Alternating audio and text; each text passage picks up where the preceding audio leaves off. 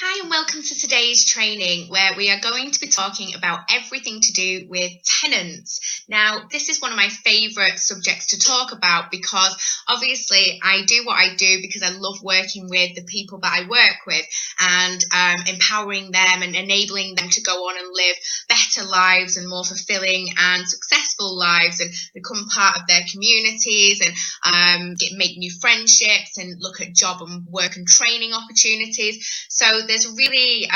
huge bank of people potentially that you can come into contact with when you're working in a social property investment marketplace. And it really is for you to decide as an investor what kind of tenant you would potentially like to work with. And so I know we've looked at already in a previous part of this training how we work with tenants in the pilot scheme, and I gave you a little overview of the types of tenants that I worked with in the pilot scheme and the types of tenants you may encounter if you're advertising property as friendly for social property investment applicants. So we've already, as I say, had a look at some of the types of tenants that we encountered in the pilot scheme. And what I want to do during the next couple of parts of training is look at a little bit more in depth at tenant types and how we would firstly go about finding tenants, so sourcing of tenants. Secondly, how we would look at screening tenants, so how we would find out everything we wanted to know about them in order to make an informed decision before we let them move into a property.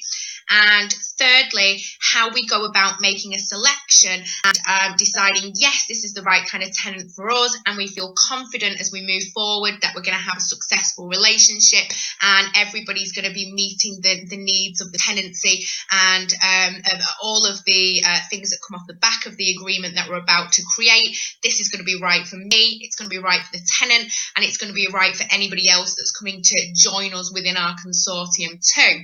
So as I say, we're going to look at sourcing, screening and selection, and we'll perhaps have a look at a couple of case studies too, and we'll see how it works in real time when you are looking to tenant social property investment projects, and obviously doing that in a multi-let environment. So we're looking at blending potentially vulnerable occupants, and we're looking at how we can make sure that we can safeguard those occupants and we're not taking an occupant that has higher needs than we're able to meet or fulfill, and how, as I say, we can make an agreement that works for everybody and hopefully is going to be a solution which is sustainable and one that develops and grows and evolves and does so in a really positive and successful way. So stay with us for the next part where we're going to look at sourcing tenants and how to find them.